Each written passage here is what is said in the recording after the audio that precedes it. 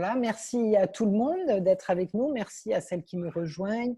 Merci Hélène et Alice de nous proposer cette petite capsule sur le confinement vécu par vos enfants.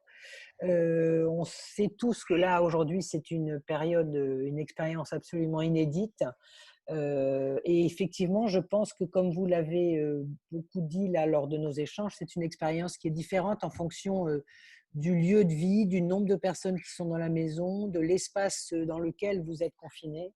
Mais on s'est aussi aperçu, et vous l'avez bien souligné toutes les deux, que ça génère des risques pour la santé mentale et physique des parents, des enfants.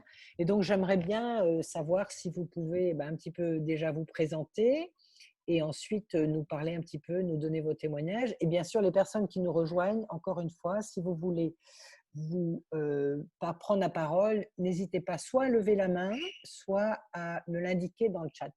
Et là, donc, je vais te passer la parole, Alice, si tu veux bien te Oui, présenter. oui.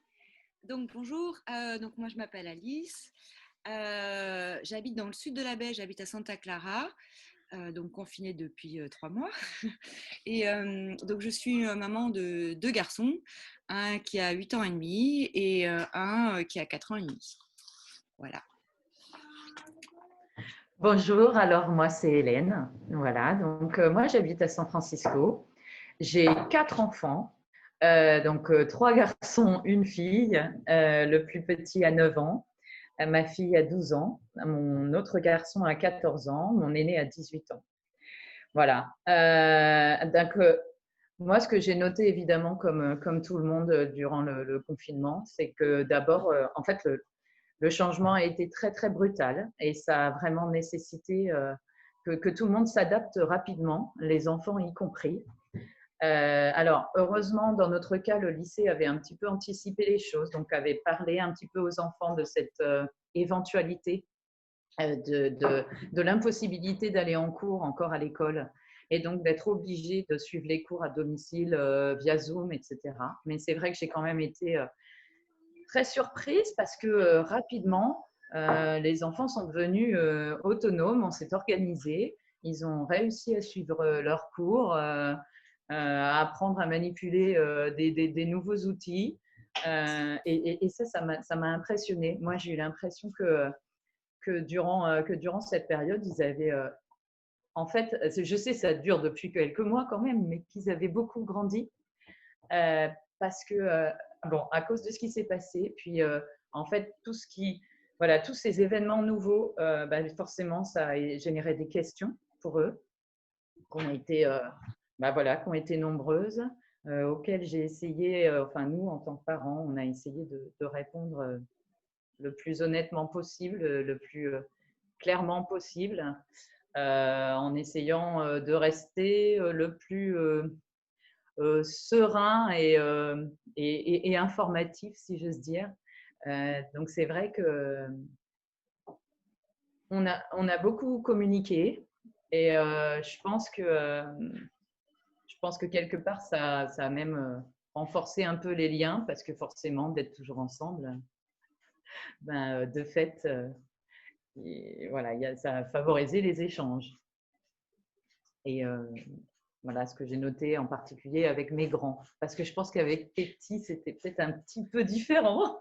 Tu avais dit, Hélène, que tu avais senti qu'ils avaient pas mal grandi ou mûri. Et je crois que Alice, tu partages ça aussi un petit peu. Oui. Oui, effectivement. Moi, en fait, le confinement, donc, comme l'a dit à juste titre Hélène, c'est que ça a été assez brutal, soudain. On peut dire même que on n'y était pas préparé. Donc, en fait, nous, ce qu'on a fait, c'est que très rapidement, en fait, on a essayé surtout, premièrement, de garder un cadre. Ça veut dire que les enfants se sont couchés à la même heure, ils ont mangé à la même heure. On a gardé ces routines-là. Ça veut dire que moi, je me suis rendu compte que surtout avec des enfants petits, il fallait garder cette structure-là pour que psychiquement, ils aient l'impression quand même que même si effectivement tu peux pas sortir, même si effectivement tu peux plus voir tes copains, même si effectivement tout change, l'enseignement se fait à distance, les rencontres avec les copains se font à distance. Voilà, donc nous, on a quand même essayé de garder cet équilibre familial-là. Voilà, donc une des choses par exemple qui était assez étonnante, c'est que mon aîné de 8 ans et demi est arrivé en me disant bah, maman, alors il me l'a dit en anglais, mais je voudrais établir une liste de tâches à faire tous les jours. Donc ça, c'était assez rigolo. Donc en fait, je lui ai acheté sur Amazon une liste de chores et en fait, il a défini par lui-même ce qu'il voulait faire. Et donc bien sûr, à la fin de la semaine, il y a un reward, donc il a le droit à un Lego. Et donc, il a listé lui-même ses choses, faire mon lit tous les jours, clean my dishes, ranger ma chambre, voilà. Alors, bien sûr, d'autres choses que tu cours après en tant que parent, c'est qu'il se lave les dents tous les matins et tous les soirs. Enfin, voilà. Mais en fait, c'était aussi pour lui, il avait comme s'il avait besoin de cette structure-là pour pouvoir se sentir encore plus en sécurité ou je sais pas. Enfin, en tout cas, et alors ce qui est rigolo, c'est que le deuxième, qui a 4 ans et demi, s'est mis à faire la même chose. Donc on a bien rigolé avec mon mari parce que ce qu'on n'arrivait pas à faire avant, en fait, le confinement a aidé à réguler certaines choses dans la famille. Donc voilà. Donc ça, c'était assez rigolo. Oui. Et quid est-ce qu'ils ont, par exemple, là, quand tu parles des petits, Alice, au niveau des activités physiques, puisque Oui. vous êtes confinés, donc vous avez peut-être dit, mais pas dit, est-ce que tu as un jardin? Est-ce qu'il est possible que les enfants se dépensent un peu? Comment vous organisez ça? Alors, moi, puis après, je te laisserai peut-être la parole, Hélène. Alors, nous, on a une chance énorme, c'est qu'on vit en maison. Et on vit dans un quartier qui est assez tranquille à Santa Clara, même si on n'est pas loin de toutes les grandes artères où il y a quand même des rues de 4 voies. On est dans un neighborhood assez tranquille. Donc, mon fils qui fait quand même du competitive soccer depuis plusieurs années, avec des entraînements à raison de 2 fois par semaine, plus les matchs le week-end. Donc, tu passes entre 6 et 7 heures de sport, littéralement par semaine, à rien. Donc, en fait, nous, on a installé un panier de basket et tous les jours, en fait, ils vont dehors. Voilà, donc on a essayé de maintenir quand même une sorte d'activité physique parce que littéralement, sinon, ils deviennent fous.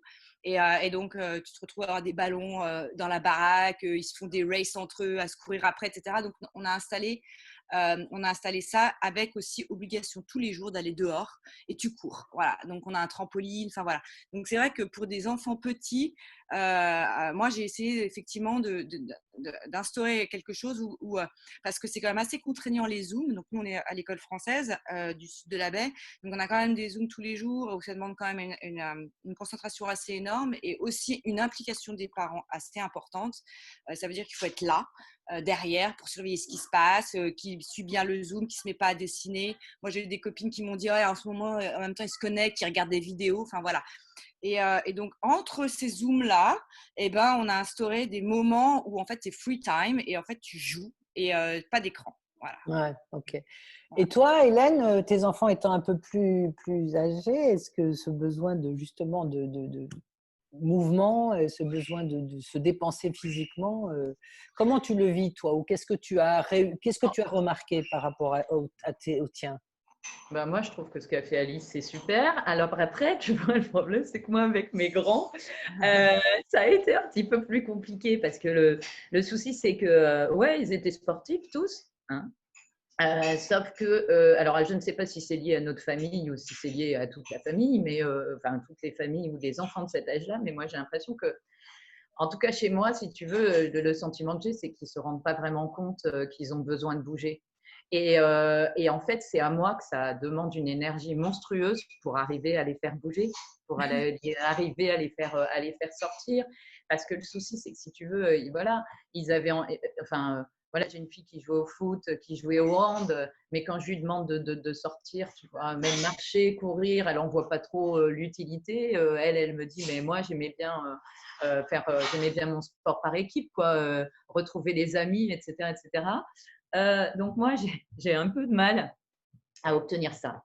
Et je pense que en fait, et je pense que ça peut être un vrai souci et que et que c'est un des vrais dangers du confinement, parce que, entre autres, moi, ce que j'ai noté chez mes ados, mais que des amis aussi ont noté chez les leurs, c'est que effectivement, ben, ils n'ont pas tous spontanément cette volonté de continuer à sortir, faire des choses variées, etc. Et puis, c'est vrai que c'est plus difficile, je pense, de les pousser à le faire parce qu'ils passent beaucoup de temps seuls finalement dans leur chambre, etc.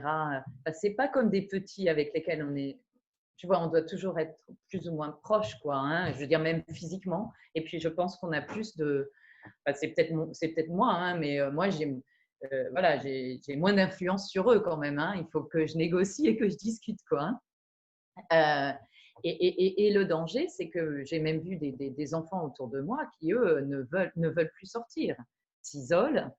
Finalement, c'était des enfants qui, déjà à la base, n'aimaient pas beaucoup. C'est pas qu'ils n'aimaient pas l'école, mais ils ne cherchaient pas forcément beaucoup de contacts, hein. Voilà, pas des enfants très sociaux. Et en fait, à l'occasion de ce confinement, ils ont majoré ça. Et parfois, ils se renferment complètement. C'est-à-dire que c'est très compliqué de les amener à sortir et à avoir envie même de voir d'autres personnes, d'ailleurs, même via Zoom, hein, peu importe. Et c'est vrai que enfin, ça fait partie des choses qui me préoccupent. Alors ça c'est un détail. Mais c'est vrai que je pense qu'en tant que parent, c'est une autre des difficultés, c'est d'arriver à dépister chez nos enfants des petits signes comme ça, enfin plus ou moins importants, mais soit des signes même de souffrance, enfin de souffrance, c'est peut-être un bien grand mot, mais voilà, d'angoisse, voire des fois de déprime, avec un espèce de repli sur soi. Tu vois, les petits, il y en a, ils peuvent se désintéresser aux choses auxquelles ils s'intéressaient, mais les grands, c'est pareil, hein. Alors, bien sûr, ce que je dis, ça marche aussi pour les adultes finalement, hein, parce qu'on est tous comme ça. Mais c'est vrai que je pense que, voilà, faut être en tant que parent, ce qui est aussi difficile, c'est de repérer voilà, ces petits signes, l'enfant qui mange moins bien, qui va moins bien dormir, qui va être plus colérique, qui va effectivement refuser de sortir c'est vrai que ça nécessite de réagir assez vite, en fait. Enfin, je pense, pour essayer que les choses n'empirent pas. Ouais. Oui, Enfin, oui, tout à fait raison. Et Alice, je ne sais pas si toi, tu aurais des conseils justement pour combattre un peu ou pour cet Alors, moi, isolement, ou qu'est-ce que voilà. toi, tu as mis en place? Alors, moi, je suis tout à fait d'accord avec Hélène et c'est intéressant de remarquer comment justement le confinement peut avoir un effet négatif parfois sur certains enfants. Moi, j'ai remarqué qu'au tout début du confinement, mon petit, moi, il s'était arrêté de manger. Mes enfants, ils voulaient carrément venir dormir dans mon lit. Enfin, ça devenait un peu compliqué. Et justement, cette communication-là avec les enfants, essayer justement de rester proche d'eux, tout en se disant quand même que tu es quand même là pour le coup, H24, 7 jours sur 7, depuis 3 mois, les uns sur les autres, même si tu es en maison.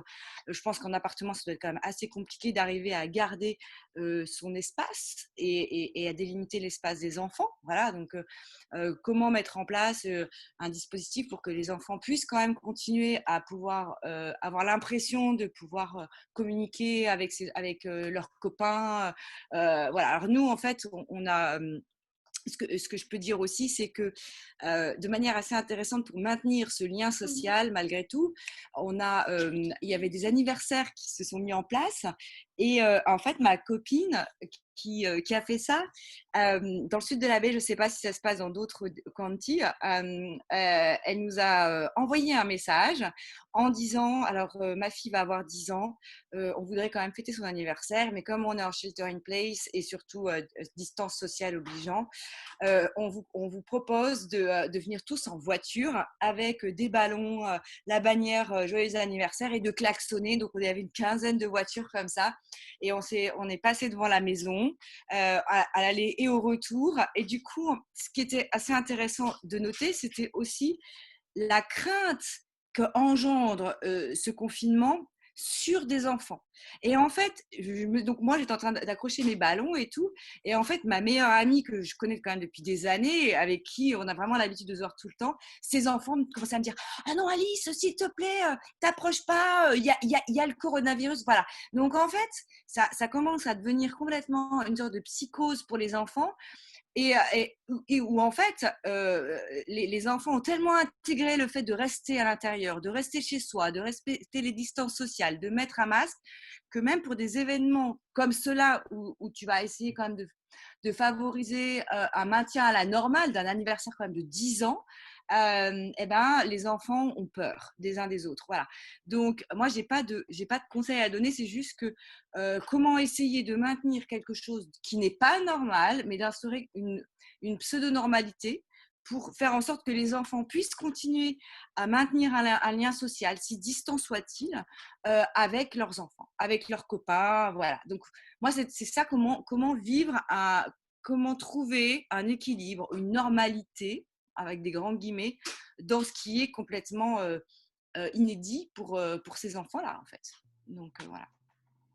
Ouais, mais c'est là où je pense Il que… y a Lise qui a levé la main. Là, je pense Ah, qu'elle veut d'accord. dire quelque chose. Donc, je Oui, vais… oui, bonjour. Non, oui, alors, attends. Mais c'est… Voilà.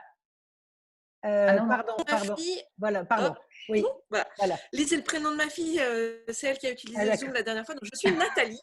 Nathalie, bonjour. Excusez-moi. Moi, j'avais une petite question à poser par rapport à ce qu'Alice vient de dire. Alors, moi, j'ai fait, mais l'opposé de ce qu'Alice a fait, malheureusement. Alors, pour tout Non, vous il n'y a dire, on pas est de arrivé malheureusement. sur le territoire américain le 8 février. Ah oui, ok. Hein? Voilà, on est arrivé 5 semaines ou 6 semaines avant le confinement. Et on a 4 enfants en bas âge. On a une petite fille qui est en CE2 qui a 9 ans, une autre qui est en CE1 qui a 8 ans et des jumeaux qui ont bientôt 5 ans. Donc, une jolie tribu en bas âge. Donc, nous, on a géré l'arrivée sur le territoire américain, la perte des copains français, etc. et le shelter in place dans la foulée. Et alors, moi, j'ai abandonné toutes les règles. Ouais. Exactement l'inverse de ce qu'a fait Alice. Les enfants sont venus dormir dans notre lit. Bon, bah, les enfants sont venus dormir dans notre lit. C'est redevenu à la normale, c'est revenu, enfin, etc. Et moi, j'ai plutôt tendance à me dire que finalement, je ne veux pas que les enfants pensent que c'est normal. C'est une période exceptionnelle, à période exceptionnelle, événement exceptionnel. On mange à des heures un peu décalées. Alors, nous, on a peu de Zoom. On est dans une école américaine avec qui suit le programme français dans un charter school où les enfants ont des maîtresses françaises, suivent le programme français, mais dans une école publique américaine. Donc, je pense que la perception de l'école n'est pas tout à fait la même entre une école internationale française. J'ai l'impression que c'est ton cas, Alice, et dans une école américaine. En tout cas, nous, on a très peu de Zoom. Les enfants avaient 2 Zooms avec leur professeur français par semaine, plus un Zoom avec leur professeur anglais. Donc, un rythme assez peu soutenu. D'accord. Donc, on faisait les devoirs tous les jours. On a continué à suivre l'école de façon… Ça, pour moi, c'était c'était non négociable. Mais par contre, le reste, wallou. Ouais. Et finalement, je me dis de leur montrer que ce n'est pas la norme, ce coronavirus, que ce n'est pas la norme, cette période. Voilà, ce n'est pas des vacances. Il y a quand même école, mais c'est pas… Voilà. Non, mais… Et donc, j'ai lâché les chevaux. Moi, j'ai lâché les chevaux. J'avoue, j'ai lâché les chevaux. Alors, on a aussi le grand bonheur et la grande chance, par hasard, d'avoir trouvé une maison avec une piscine. Donc, les enfants j'ai pas de crainte sur l'activité physique. Mais pour tout le reste, pour ce qui est des horaires de repas, ils se sont levés à 10h ce matin. Donc, je pense qu'on va pas déjeuner très tôt. Voilà. Sur tout le reste, j'ai lâché les chevaux.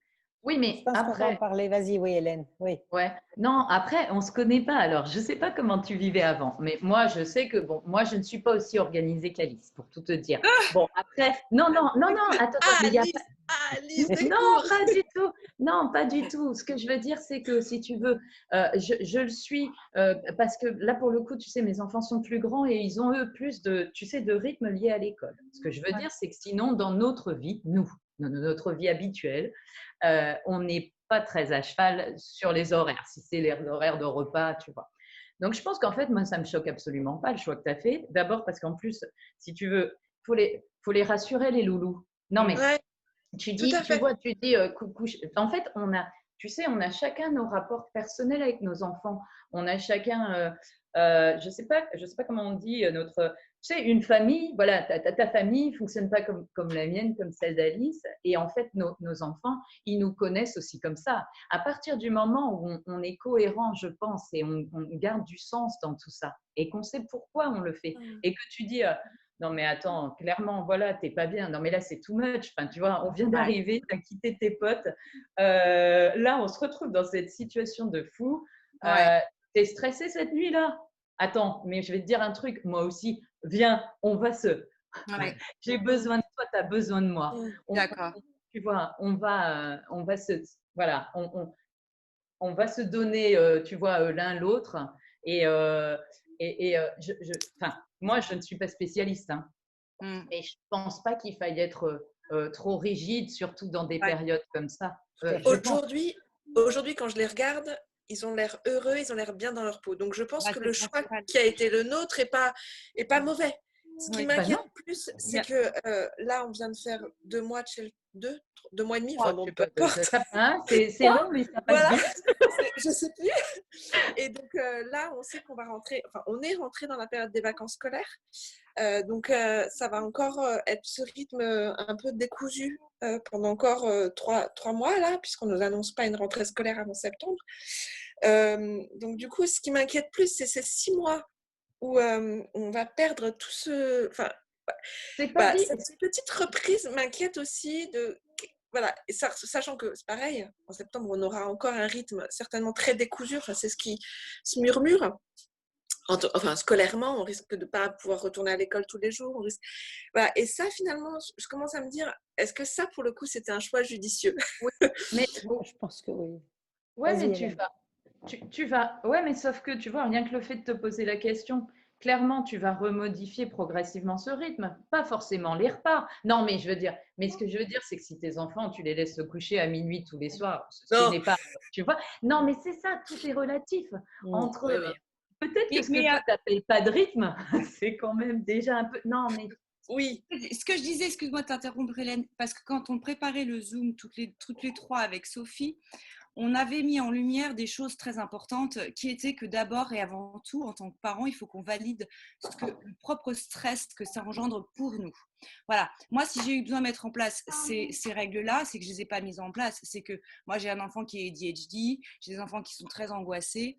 Et en fait, j'ai mis en place ces choses-là pour rassurer mes enfants. Et que, en fait, que tu gardes un rythme ou que, en fait, l'important, c'est que d'abord, toi, tu trouves ton rythme dans ta famille et que ton environnement familial devienne l'environnement où l'enfant se sent en sécurité et où l'enfant puisse aussi évoluer du mieux possible. Parce qu'effectivement, ça engendre une crainte, voilà, parce que le coronavirus, effectivement, ça peut tuer.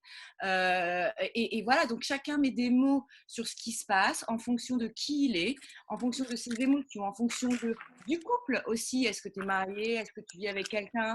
Est-ce que cette personne-là est disponible pour tes enfants? Ou est-ce qu'il est complètement à te voir travailler H24? Voilà, et donc je pense que il n'y a pas de bien ou de pas bien, il y a comment une personne fait à un moment donné avec ses enfants, en fonction des émotions de ses enfants, en fonction de la fratrie, que ce soit une fille ou un garçon, que ce soit un enfant hyperactif ou pas hyperactif, que ce soit un enfant inhibé. Je pense que la première chose, c'est de prendre soin de sa famille, de ses enfants, et que tout le monde puisse se sentir bien, parce que de toute façon, on ne sait pas quand ça va s'arrêter.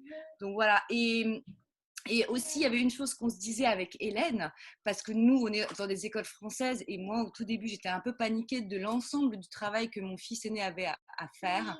Et on s'est dit toutes les deux avec Hélène que on a lâché prise et qu'il y a des fois, c'est pas grave si le travail n'est pas fait, parce que l'important, c'est que l'enfant se sente bien lui-même, bien avec ses parents, avec ses frères et sœurs. Et voilà, en fait, c'est juste ça le plus important. Je ne sais pas si ça te parle, Lise.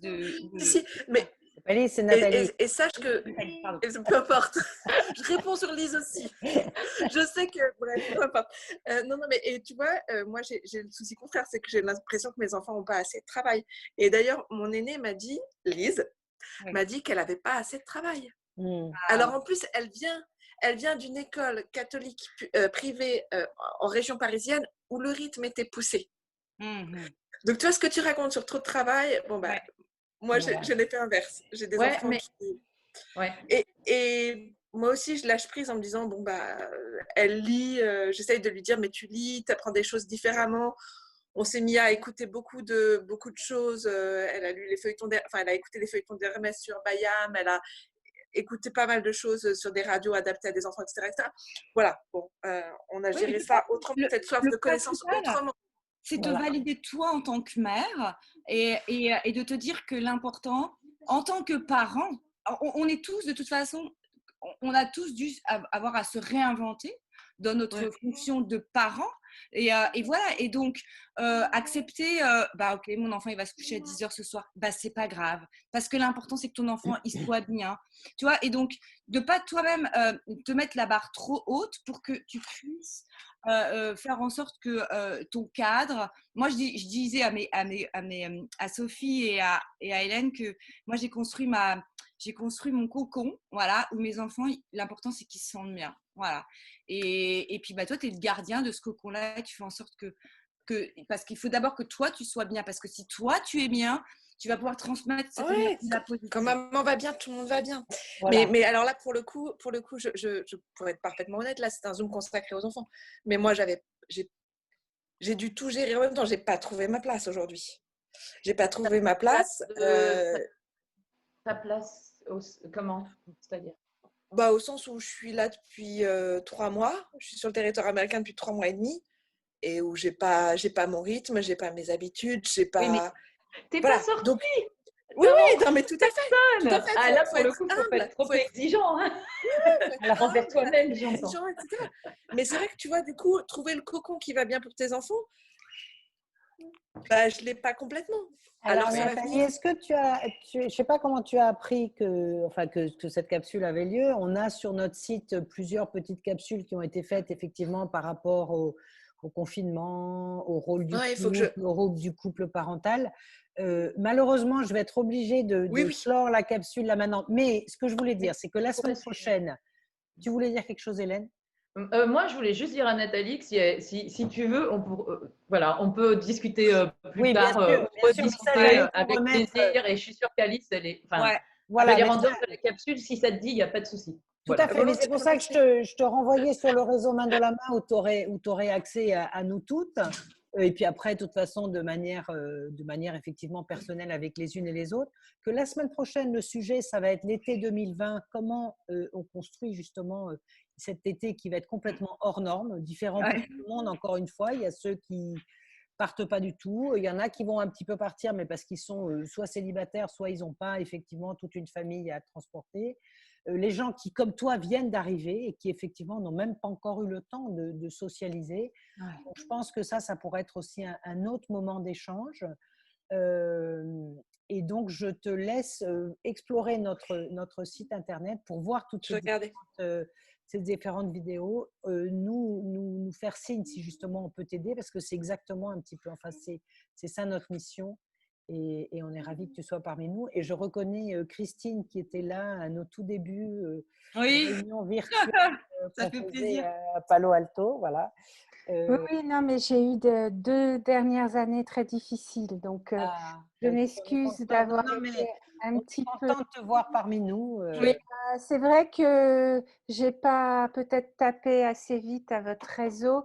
Parce que, bon, je suis de East Bay, je ne sais pas s'il y en a d'autres qui sont de East Bay, et j'aurais dû taper, mais voilà. On est là, donc on est ravis de vous voir. Delphine aussi, que je n'ai pas la chance de connaître, mais ravis de vous avoir parmi nous. Voilà, on va clore la capsule là pour aujourd'hui. Merci. N'hésitez pas à nous renvoyer par email, par téléphone, sur nos pages Facebook ou sur notre LinkedIn, notre Twitter, mais c'est surtout en fait ce qui marche le mieux, c'est quand même les emails. À regarder ce qu'on va faire dans les semaines et les mois qui viennent, parce que c'est un peu grâce à vous qu'on réimagine un petit peu le rôle du réseau Main dans la main. N'hésitez pas et surtout, vous pouvez avoir contact effectivement avec Alice, Hélène ou vous toutes entre vous, parce que je pense que vous vous connaissez aussi pour certaines d'entre vous.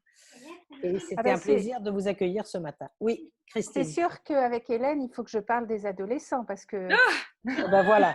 moi, je venais pour les ados, je venais pas pour les petits. Ah ben voilà. Non, mais elle en a parlé. N'hésitez pas à nous faire signe.